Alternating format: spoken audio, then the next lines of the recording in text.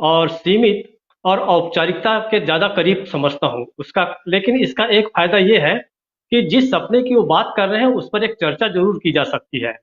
और जब मैं इसके बारे में थोड़ा सा विस्तार से जाऊंगा तो आपके इन सवालों का जवाब भी मिलेगा कि वे अध्यक्ष बने या ना बने, वे इसके सक्षम है नहीं है, ये बात भी उसमें आ जाएगी।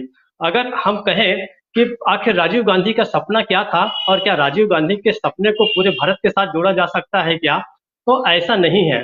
भारत जो है वो विविधता वाला देश होने के कारण हमारे सामने सपनों का एक कोलाज है पूरा का पूरा। अगर आप इसके आधुनिक युग में इसकी शुरुआत में देखता हूँ कि हमारे सपनों की शुरुआत कहाँ से हुई, तो दो दो तिथियां जो है बड़ी महत्वपूर्ण है। पहली तिथि तो जो है 9 जनवरी 1915 की और दूसरी है 4 फरवरी 1916 की। पहली तिथि वो है जब महात्मा गांधी 21 साल के दक्षिण अफ्रीका में संघर्ष के बाद बॉम्बे डॉक पर उतरे थे और भारत में आने के बाद उन्होंने आज़ादी की पूरी तस्वीर बदल दी थी। और दूसरा जो है जब उन्होंने पूरा भारत भ्रमण किया और उसके बाद बनारस हिंदू विश्वविद्यालय में उन्होंने अपना जब पहला भाषण किया था, क्योंकि उनके गुरु ने कहा था कि भाई आप पहले भारत को देखो समझो उसके बाद ही कुछ बोलो या बयान दो। तो ये दो बहुत महत्वपूर्ण तारीखें हैं। लेकिन इसके पहले हमारे सपनों के की जो बुनियाद है वो एक पुस्तिका में महात्मा गांधी लिख गए थे। वो 1909 की किताब है, वो है हिंद स्वराज। उसमें हमारे भारत का क्या सपना हो सकता है ये पूरा का पूरा उसमें समाया हुआ है। अब ये अलग बात है कि उनके रहते रहते ही उनके गुरु जो थे गोपाल कृष्ण गोखले, उन्होंने कह दिया था कि इनकी ये जो किताब है एक समय आएगा जब इसको फाड़ कर अरब समुद्र में फेंक दिया जाएगा।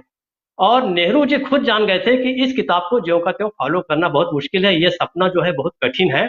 और शायद महात्मा गांधी भी जान गए थे, इसलिए उन्होंने अपने आदर्शों के साथ थोड़ा सा उसको फ्लेक्सिबल किया। राम राज्य में जिसमें वो कहा करते थे कि कोई पुलिस नहीं होगी, कोई सेना नहीं होगी, कोई सीमाएं नहीं होंगी, उससे थोड़ा उन्होंने कंप्रोमाइज किया। लेकिन नेहरू जब आए तो उन्होंने एक बहुत ही व्यवहारिक सपना भारत के सामने रखा। मैं बीच का सारा कालखंड छोड़ रहा हूं कि उन सपनों के लिए।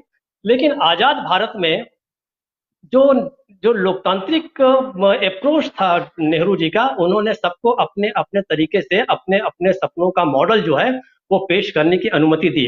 आप देखिए उसी समय साम्यवादी आंदोलन अपने ढंग से भारत को बनाना चाहते थे। उसी समय समाजवादी एक अलग पार्टी थी, जो समाजवादी लोग थे, आचार्य नरेंद्र देव, राम मनोहर लोहिया जैसे लोग थे, वे सब अपने तरीके से करना चाहते थे। इसी बीच स्वराज पार्टी भी बन चुकी थी, वो भी अपने सपनों का भारत। तो भारत का जो सपना है या वो किसी एक व्यक्ति से आप नहीं जोड़ सकते। इन सबके बावजूद आप नेहरू को 100% श्रेय नहीं दे सकते, गांधी को नहीं दे सकते, आप किसी एक को नहीं दे सकते। भारत इतना विशाल है, भारत का सपना इतना विशाल है और भारत की यात्रा इतनी बड़ी है। इसके बारे में राजेंद्र माथुर जी ने भी अपनी किताब में बड़े व्यापक तरीके से लिखा है।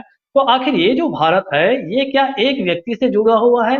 ये राहुल गांधी को समझना पड़ेगा। इसलिए मैं कहता हूँ कि ये निजी, सीमित और औपचारिक बयान है। जैसे आज हर कोई कह रहा है कि हमें ये मतलब हमारे भारत में तो यह तरीका है कि आप गांधी के सपनों को भी पूरा करना चाहते हैं, आप नेहरू के सपनों को भी पूरा करना चाहते हैं, आप दीनदयाल उपाध्याय के भी सपनों को पूरा करना चाहते हैं, आप भगत सिंह के भी सपनों को पूरा करना चाहते हैं, तो इतना गड्ढमट कर देते हैं। तो ये जो स्पष्टता है ये सबसे पहले लानी राहुल गांधी में जरूरी है कि आखिर वो किस सपने की बात कर रहे हैं।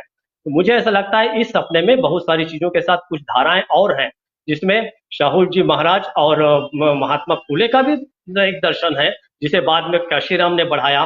तो ये जो सपनों को सारे लेके, लेकिन एक मुद्दा जो मैं आपके ध्यान में लाना चाहता हूँ राजीव जी, सभी विद्वान पैनलिस्ट के भी ध्यान में लाना चाहता हूँ, शायद मैं सही हूँ, कि अगर आजादी ही एक सपना रहता गांधी का, तो गांधी जिस दिन भारत आजाद हुआ उस दिन वो नोआ खाली में नहीं घूमते रहते।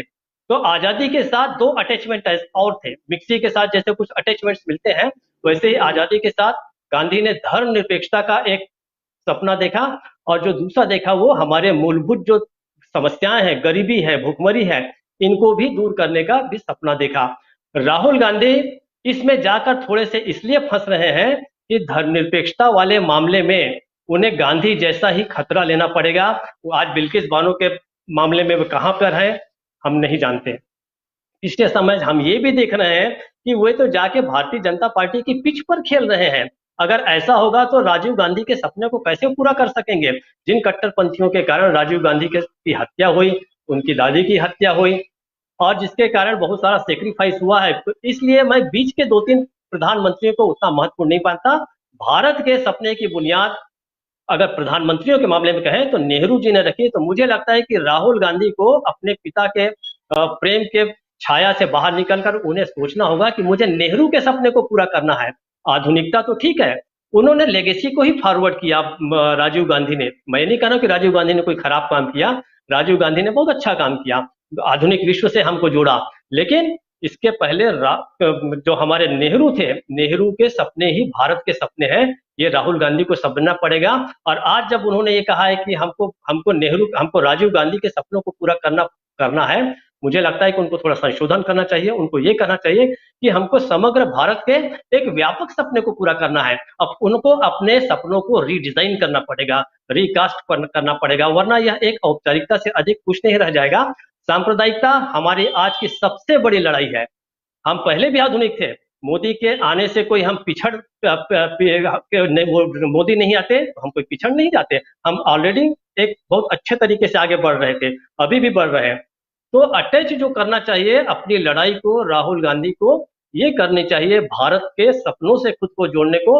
और जिस दिन वो इससे जोड़ लेंगे अपने आप को, बाई प्रोडक्ट के रूप में अपने आप को कांग्रेस के अध्यक्ष बनेंगे, बाई प्रोडक्ट के रूप में वे भारत के प्रधानमंत्री भी बनेंगे। हम ये नहीं जानते कि वे सब ये कर पाएंगे या नहीं कर पाएंगे, लेकिन नेहरू जी कोई प्रधानमंत्री बनने के लिए उन्होंने भारत को आजाद नहीं कराया, उन्होंने भारत को आजाद कराया, एक बड़ा सपना रचा, उस सपने के आगे पीछे वो जाने की उन्होंने अपनी तैयारी दिखाई, लोगों को बताया, इसलिए वे प्रधानमंत्री बने। प्रधानमंत्री बनने से सपने पूरे नहीं होंगे, सपने पूरे करने से वे प्रधानमंत्री बनेंगे। राजीव जी, ऐसा मेरा मानना है। जी, सपनों की बात, सपनों की दुनिया में आप ले गए डॉक्टर दीपक पाचपोर जी। बहुत सारे सपने, और कुछ सपने जो हैं वो प्रधानमंत्री नरेंद्र मोदी के भी हैं, और कुछ सपने केजरीवाल जी के भी हैं। कुछ दिन पहले, अभी 3-4 दिन पहले, हम लोग चर्चा कल ही कर रहे थे केजरीवाल जी पे, और अरविंद केजरीवाल ने मेक इंडिया नंबर 1 का सपना दिखाया है, और उधर प्रधानमंत्री नरेंद्र मोदी खुद विश्व गुरु बनना चाहते हैं। तो सपने सबके अपने अपने हैं, लेकिन इन सपनों के बीच राहुल गांधी क्या सपने देख रहे हैं? आज पिता को याद करते हुए जो उन्होंने अपने पिता के लिए कहा है, श्रद्धांजलि स्वरूप, वो उनकी निजी राय है, लेकिन चूंकि वो जननेता हैं तो जनता के बीच बात आती है, और महत्वपूर्ण बात है। राजीव गांधी जो सपने देखते थे, जिस सपने 21वीं सदी का भारत कैसा हो हमेशा, और वो उस ज़माने में 84 में 413 सीटें लेकर के उनकी पार्टी आई थी, और हमारे एक साथी ने लिखा भी है, ओम प्रकाश तिवारी ने, कि लेकिन उस समय विपक्ष को कभी उन्होंने दरकिनार करने की कोशिश नहीं की, राजीव गांधी ने। लेकिन अब 303 सीटें लाने के बाद विपक्ष के साथ क्या हश्र हो रहा है, ये भी हम देख रहे हैं। तो क्या ऐसे जो चीज़ें हो रही हैं, जो पलटवार चल रहा है सियासत में, उससे पार पाने में राहुल गांधी कितने सक्षम होंगे?